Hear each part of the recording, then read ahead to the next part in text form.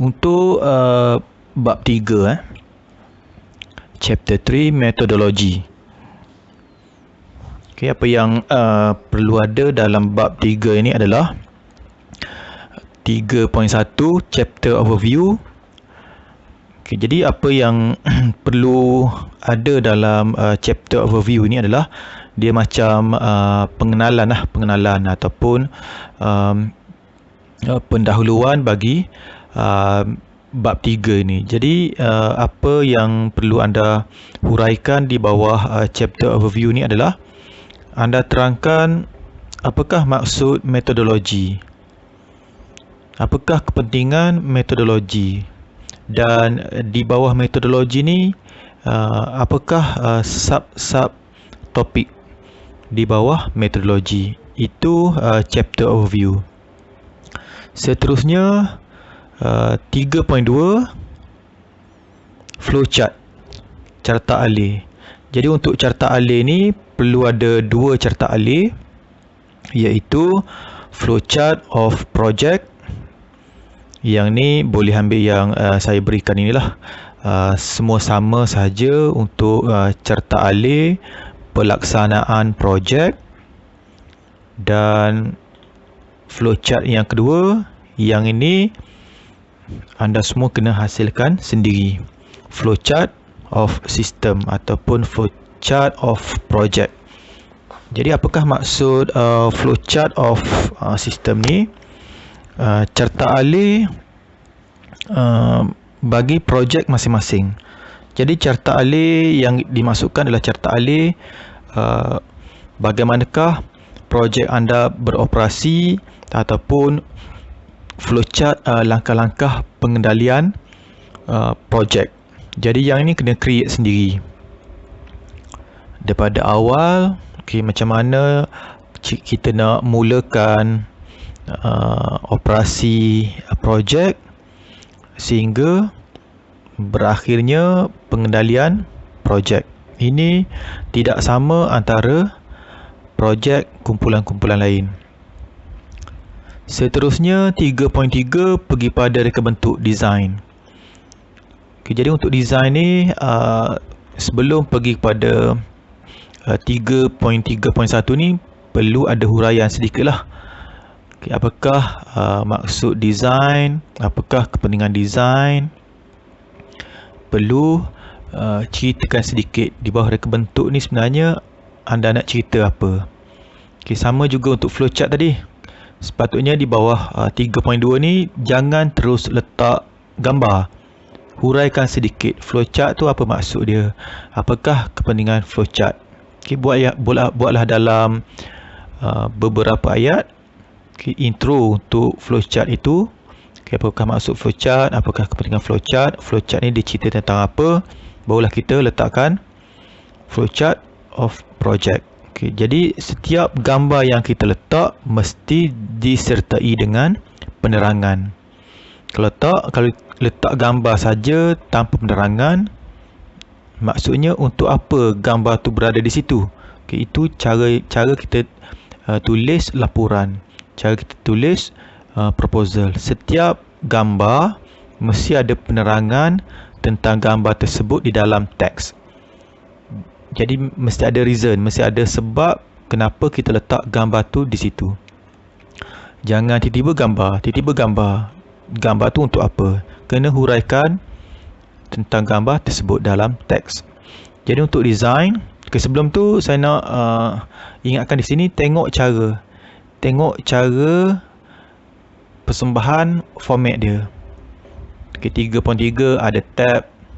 Okay, 3.3.1 okay, berada di mana. Okay, kena ikut format. Tengok spacing dia macam mana. Okey, untuk yang saya tunjukkan ini, macam mana dia persembahkan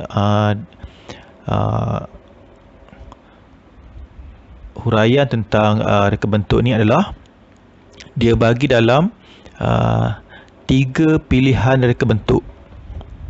Okey, first design, dia lukiskan reka bentuk dia dan dia berikan perincian tentang design tersebut.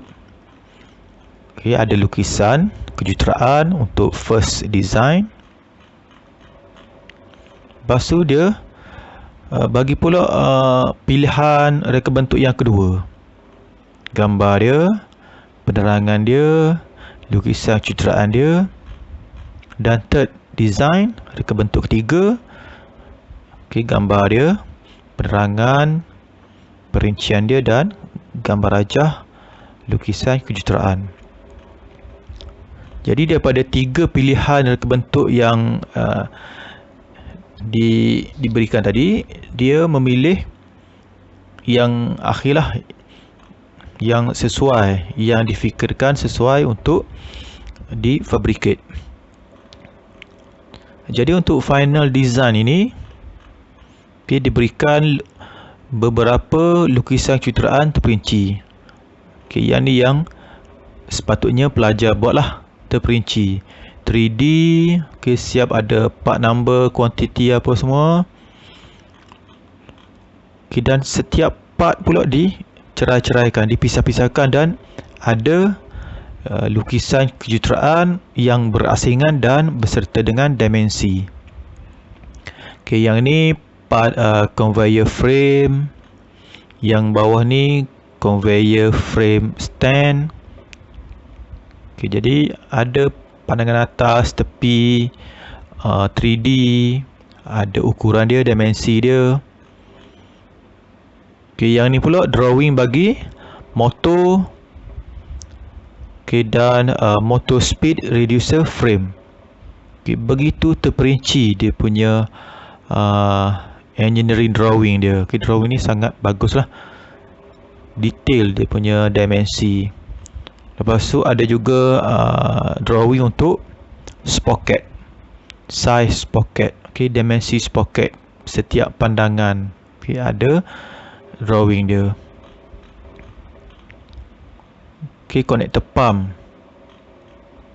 bucket. Setiap satu part ada lukisan masing-masing, sangat bagus. Conveyor pun ada drawing dia. Di bawah design juga mungkin boleh masukkan wiring, circuit ataupun diagram juga boleh masukkan. Tapi ini yang saya tunjuk ni contoh sajalah. Lukislah baik-baik ya, sesuai dengan projek masing-masing.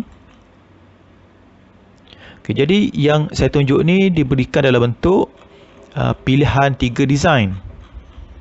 Untuk design ni tidak semestinya begini ya, tidak semestinya begini.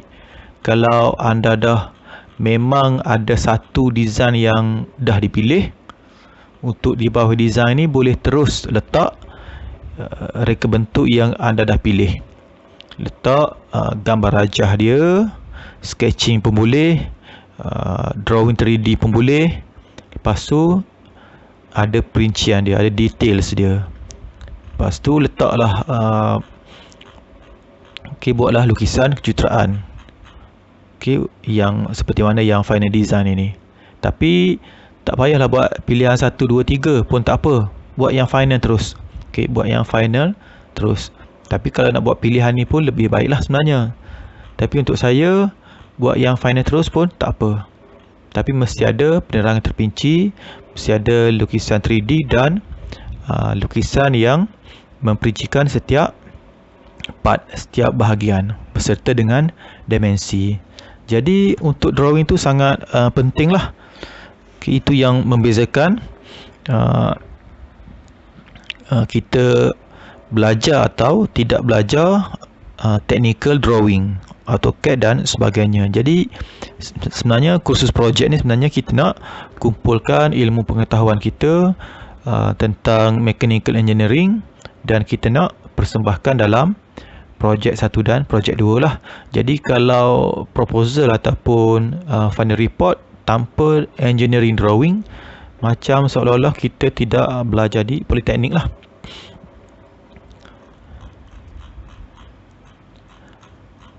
Seterusnya di bawah chapter 3 ni adalah 3.4. 3.4 component selection, pemilihan komponen.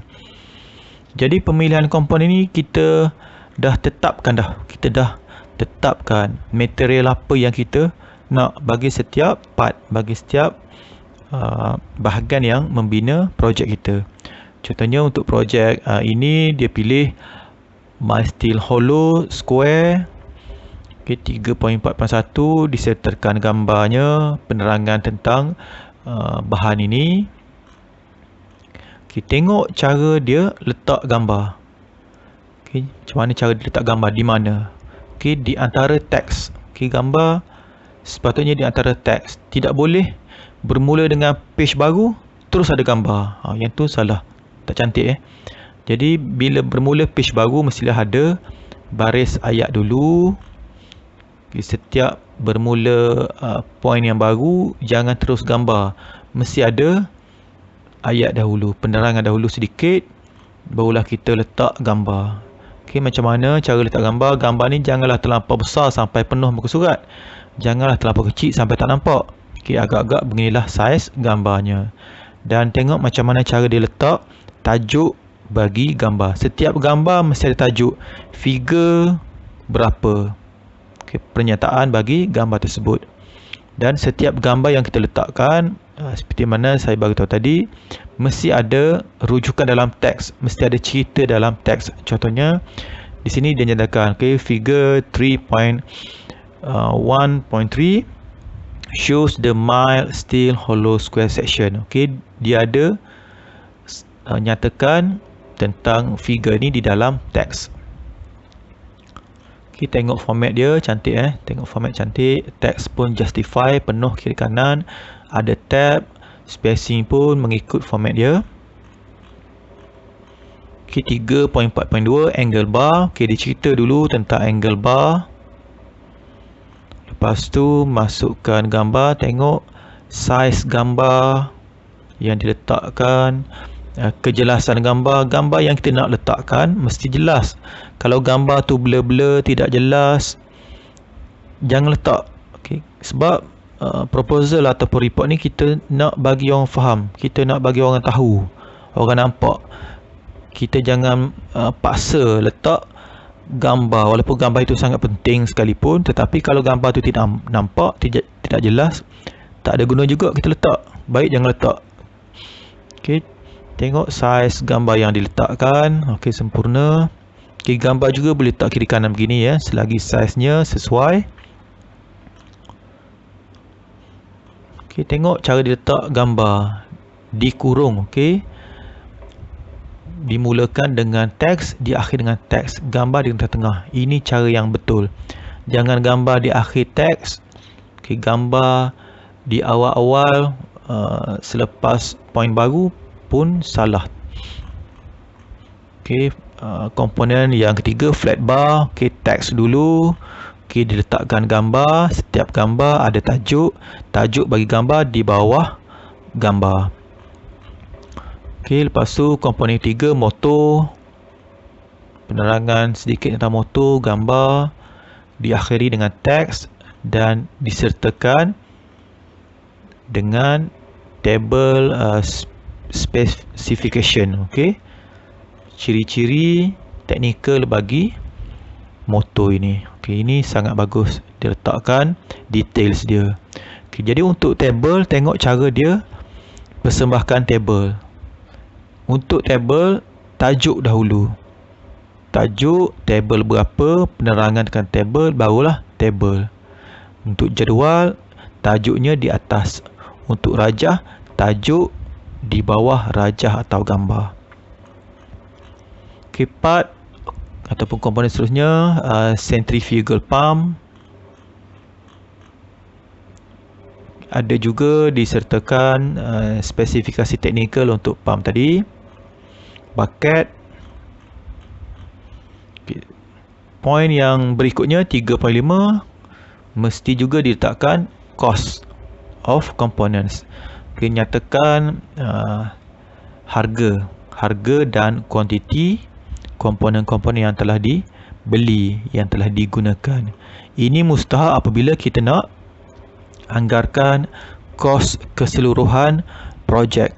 Okay, daripada situ kita akan letak harga jualan projek lah, sebab untuk projek ni juga dinilai daripada aspek aspek perniagaan. Okay, ciri-ciri perniagaan, potensi projek untuk diniagakan bagi pelajar. Jadi pelajar juga kena terfikir ke arah menjadi usahawan. Seolah-olah konon-kononnya anda nak jual lah projek anda tadi.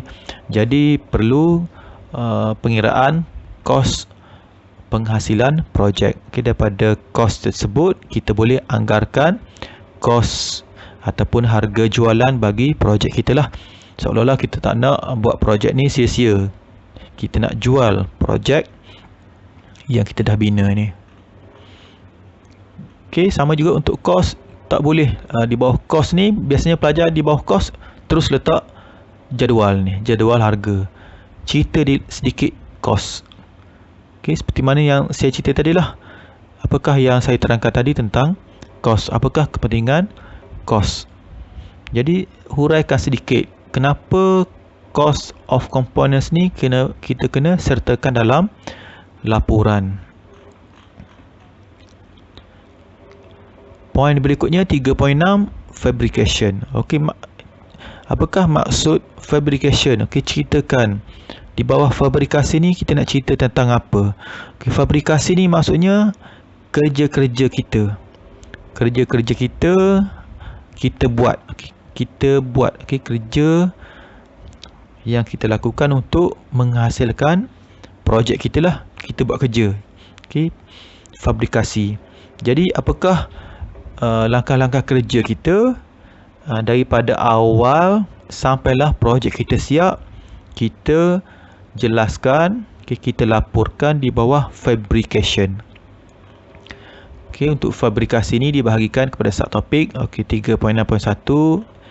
Okey, assembly design. Okey, dia cerita sekali lagi tentang reka bentuk akhir tadi. Okey, untuk 3.6.2 barulah bermula dengan kerja-kerja pembinaan projek. Okey, dimulakan dengan measuring, ukur dulu. Okey, dia cerita tentang ukur bahan. Okey, ukur bahan kerja sebelum potong. Okey, ditunjuk semasa dia buat kerja. Okay, letakkan gambar. Okey, cerita sedikit measuring ni apa, untuk apa, apakah proses, apakah alatan yang diperlukan. Tunjuk gambar anda semasa anda buat kerja measuring.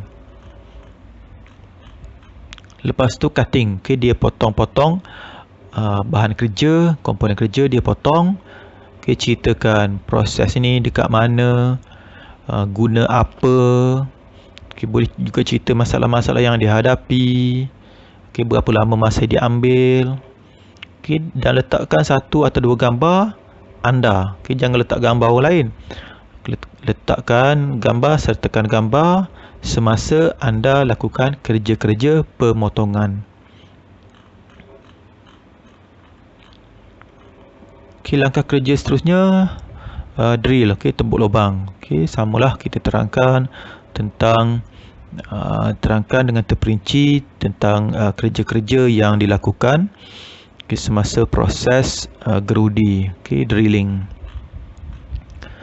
Okey, welding, seterusnya welding, proses pematerian. Okey, welding apa yang digunakan, langkah-langkah keselamatan, PPE yang digunakan.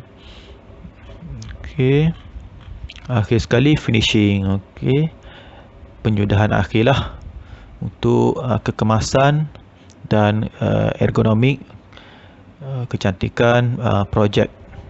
Yang ni yang paling step akhir tetapi mustahak. Okey, mustahak sebab apabila presentation yang lecturer ataupun penilai yang tengok adalah projek akhir, dia tak nampak. Okey, dia tak semak kadang-kadang proses kerja anda, tapi dia tengok produk akhir.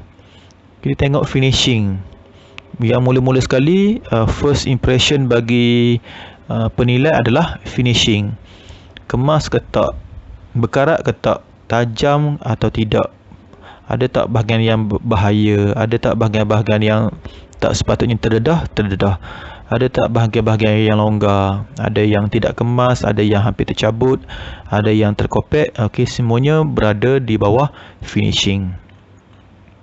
Okey, dia letak gambar kerja-kerja semasa finishing. Okey, sekarang ni dia tengah spray supaya nampak lebih cantik selain mengelakkan pengeratan. Okey, dan akhir sekali diletakkan gambar hasil akhir, okey, produk akhir yang dah siap. Okey, jadi itu sahaja di bawah bab 3 chapter 3 ada 6. Okey, ada 6 sub tajuk. Jadi diharapkan dengan penerangan saya ni anda semua boleh teruskan kerja-kerja untuk menyiapkan bab 3.